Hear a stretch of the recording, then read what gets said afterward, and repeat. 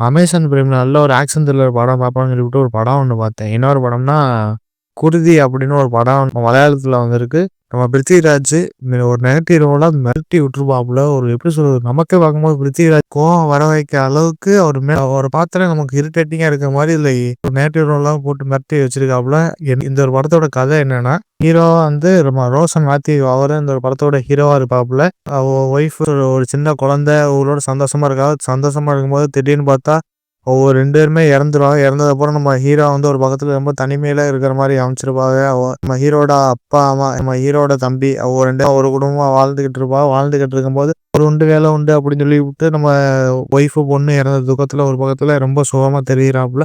Night டைம்ல தூங்க போறாங்க. தூங்க போகும்போது ஒரு கைதி அழைச்சிக்கிட்டு போலீஸ் வந்து தப்பிச்சு அவங்க வீட்டுக்குள்ள வந்து தஞ்சம் புகுந்துறாங்க. தஞ்சம் புகுந்ததுக்கு அப்புறம் போலீஸார் வந்து அங்க வந்து இந்த மாதிரி இப்படி சுச்சுவேஷன் ஆகி போச்சு. நீ இதுக்கு மேல ஏன் எதுக்குன்னு கேட்காதீங்க. நான் காலையில விடிஞ்சா நான் உனக்கு இந்த ஒரு கைதியை நான் கூட்டிட்டு போயிடுறேன். நான் என்ன சொல்றேனோ அதை மட்டும் நீங்க கேட்கணும் அப்படின்னு சொல்லிட்டு அங்க ஒரு பக்கம் அந்த ஒரு போலீஸ் வந்து கட்டளை ஏறாப்புல.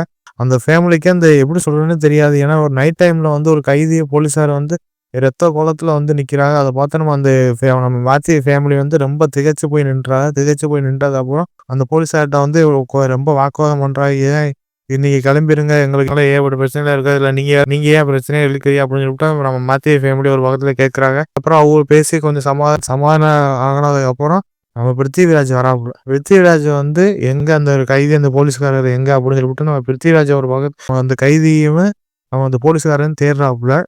மேத்யூ ஃபேமிலி வந்து என்ன சொல்றாங்கன்னா, எங்க வீட்டுக்கு எந்த ஒரு கைதியும் எந்த ஒரு போலீஸ்காரனும் வரல வைக்கல அப்படின்னு சொல்லிட்டு நம்ம மேத்யூ ஃபேமிலி வந்து சொல்றாங்க.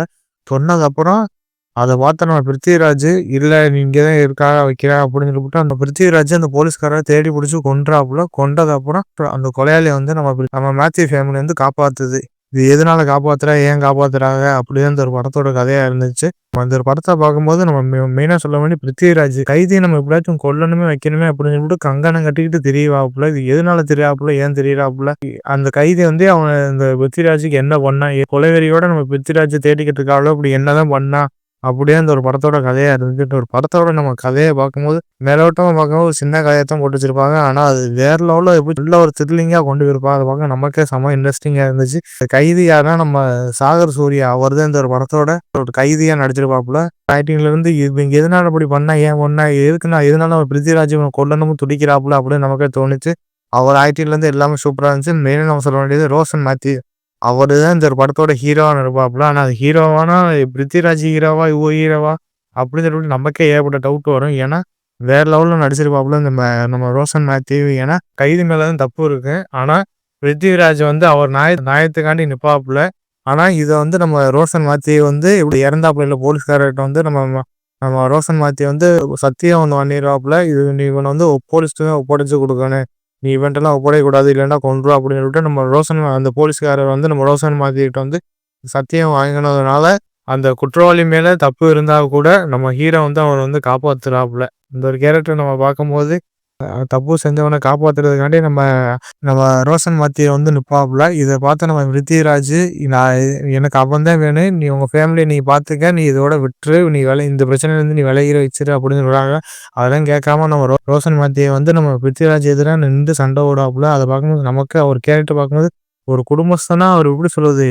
நான் சத்தியம் பண்ணிட்டேன், காப்பாத்துனேன். இதுக்கு மேல நீங்க தலையிடாத அப்படின்னு சொல்லிட்டு அவங்க 2 இடத்துல வாக்குவாதம் வரதுலாம் நமக்கு பார்க்கறது செம்ம இன்ட்ரெஸ்டிங்கா இருந்துச்சு. அத விட அப்புறம் நம்ம ரோஷன் மாத்தி அவர் ஆக்டிங் பார்க்கும்போது சூப்பரா அடிச்சு குடுத்துருப்பாப்புல.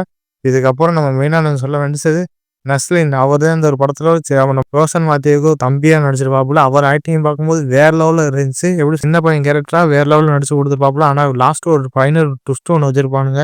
அதெல்லாம் பார்க்கும்போது செம்ம இன்ட்ரெஸ்டிங்கா இருந்துச்சு. அதுக்கப்புறம் நம்ம சினி டாம் அவர் தான் இந்த ஒரு படத்துல ரோஷன் மாத்யூ ஃப்ரெண்டா நடிச்சிருப்பாப்புல. ஃப்ரெண்டா நடிச்சு கிட்டத்தட்ட துரோகம் பண்ற மாரிலாம் காமிச்சிருப்பாரு. அத பார்க்கும்போது அவர் கேரக்டர் பார்க்கவும் செம்ம இன்ட்ரெஸ்டிங்கா இருந்துச்சு. ஆனா, அதுக்கப்புறம் நம்ம மெயினா சொல்ல வேண்டியது நம்ம ரோஷன் மாத்யூவோட அப்பா ஒண்ணு. மமுக்குயா அப்படின்னு ஒரு கேரக்டர் அவரு எப்படி நம்ம ஹீரோவோட அப்பாவா நடிச்சிருப்பாப்புல. அவர் ஆக்டிங் பார்க்கும்போது என்னைய அவரு ரொம்ப எரிஞ்சு எரிஞ்சு விழுறாப்புலே, ரொம்ப கோவப்பட்டுக்கிட்டே பேசுறாப்புல அப்படின்னு தோணுச்சு. அவ்வளோ ஒரு சம்பவம் ஒண்ணு பண்ணாப்புல. அத பார்க்கவும் நமக்கு செம்ம இன்ட்ரெஸ்டிங்கா இருந்துச்சு. அதுக்கப்புறம் நம்ம மெயினா நம்ம சொல்ல வேண்டியது, சிந்தான்னு ஒரு கேரக்டர் ஒண்ணு வரும். சுமதின்னு ஒரு கேரக்டர் ஒண்ணு. அவ தான் இந்த ஒரு படத்தோட ஒரு ஹீரோயினி நடிச்சிருப்பாங்க. அவங்க ஆக்டிங்லாம் பார்க்கும்போது செம்ம இன்ட்ரெஸ்டிங்கா இருந்துச்சு. மித்தபடி அவர் எப்படி சொல்றது, நம்ம பிருத்திவிராஜ் எதிரா ஒரு ஷார்ட் கன்ன தூக்கி நிப்பா பாருங்க. அந்த சீன்லாம் பார்க்கும்போது செம்ம இன்ட்ரெஸ்டிங்கா இருந்துச்சு. அதுல இருந்து வேற லெவல்ல குடுத்துருப்பா. அத பார்க்கும்போது அவங்க கேரக்டர்ல இருந்து எல்லாமே சூப்பரா இருந்துச்சு. அதுக்கப்புறம் நம்ம மெயினா சொல்ல வேண்டியது பிருத்திவிராஜ். நம்ம பிருத்திவிராஜ பார்க்கும்போது எப்படி சொல்றது, ஒரு படம் ஆரம்பிச்சு கிட்டத்தட்ட ஒரு 40 நிமிஷம் கழிச்சு தான் பிருத்திவிராஜே வருவாப்புல. வேற லெவல்ல அந்த ஒரு சீன் ஒண்ணு வரும். அந்த ஒரு சாப்பாடு டேபிள்ல உட்காந்து பேசுற சீன்லாம் பார்க்கும்போது செம்ம இன்ட்ரெஸ்டிங்கா இருந்துச்சு. அவர் என்னதான் சொல்ல வராப்புல அப்படின்னு சொல்லிட்டு நமக்கே பார்க்க செம்ம இன்ட்ரெஸ்டிங்கா இருந்துச்சு. ஆனா அவர் ஆக்டிங்ல இருந்து எல்லாமே சூப்பரா இருந்துச்சு. ஒரு வில்லத்தனமான நடிப்பு ஒண்ணு குடுத்துருவாப்புல. எப்படியாச்சும் நம்ம கொல்லணும். இன்னைக்குள்ள அவன எப்படியாச்சும் கொன்றணும் வச்சிரணும் அப்படின்னு சொல்லிட்டு நம்ம பிருத்திவிராஜ் வேற லெவல்ல அந்த அந்த கைதிய கொல்றதுக்கு வேற லெவல்ல சம்பவம்லாம் பண்ணாப்புல. அதை ஒரு வில்லத்தனமா நடிப்பா நடிச்சு குடுத்துருக்காப்புல. கண்டிப்பா அவருக்கு வாழ்த்து தெரிவிச்சே ஆகணும். ஏன்னா அவரு எவ்வளோ பெரிய ஆக்டர். ஆனா நெகட்டிவ் ரோல்ல இப்படிலாம் நடிச்சிருப்பாப்புலே அப்படின்னு நமக்கே தோணுச்சு. ஆனா படத்துல பார்க்கும்போது அவர் மேல தப்பே இருக்காது. அவரு பிருத்திவிராஜ் நியாயம் எந்த பக்கமா இருக்கோ அந்த பக்கம் தான் இருப்பாப்புல. ஆனா இதெல்லாம் எதிர்த்துக்கிட்டு நம்ம ஹீரோ ஒரு பக்கம் சண்டை போடுவாப்புல. அத பார்க்கும்போது என்னய்யா இப்படி ஒரு கன்டென்ட்ட போட்டு குடுத்துருக்கீங்க அப்படின்னு நமக்கே தோணுச்சு. மித்தபடி இதுல மியூசிக்ல இருந்து எல்லாமே சூப்பரா இருந்துச்சு. மெயினா நான் சொல்ல வேண்டியது ஒளிப்பதிவு. நைட் டைம்ல எப்படி அந்த ஒரு படத்த எடுத்தீய அப்படின்னு நமக்கே தோணுச்சு. ஏன்னா ஃபுல் அண்ட் ஃபுல்லா ஒரே நைட்ல தான் ஏகப்பட்ட சீன் தான் எடுத்திருக்காங்க. அத பார்க்கும்போது எல்லாமே பார்க்கும்போது செம்ம இன்ட்ரெஸ்டிங்கா இருந்துச்சு. எடிட்டிங்லாம் பார்க்கும்போது எல்லாமே சூப்பரா இருக்குங்க. எப்படி சொல்றது? ஒரு ஃபோக்கஸ் ஒண்ணு வைக்கிறானுங்க. அது காத பெருசா காமிச்சா ஒரு ஃபேஸ சிறுசா காமிக்கிறதெல்லாம் அந்த வர சீன்ல கூட எல்லாமே சூப்பரா இருந்துது. மித்தபடி பிஜிஎம்லாம் வேற லெவல்ல மிரட்டி விட்டுருப்பாங்க. ஒரு 2 பாட்டு கிட்ட இருக்கு. 2 பாட்டு பார்த்ததுக்கப்புறம் மித்தபடி எல்லாமே ஓகே மாரி தான் இருக்கு. ஆனா பிஜிஎம்ல இருந்து எல்லாமே சூப்பரா குடுத்துருக்காங்க. பேக்கிரவுண்ட் ஸ்கோர்ல இருந்து எல்லாமே பக்காவா இருக்கு. மொதல்ல அந்த ஒரு படம் எப்படி நல்ல ஒரு த்ரில்லிங்கான மூவி பார்க்கணும்னு நெனச்சீங்கன்னா, கண்டிப்பா அந்த ஒரு படத்த பாருங்க. இந்த படம் 2021ல வந்திருக்கு. அமேசான் பிரைம்ல இருக்கு. தமிழ் டப்பிங் சுத்தமா கிடையாது. ஒன்லி மலையாளத்துல தான் இந்த ஒரு படம் இருக்கு. ஃபேமிலியோட தாராளமா உட்காந்து பார்க்கலாம். கண்டிப்பா அந்த ஒரு படத்த மிஸ் பண்ணாதீங்க.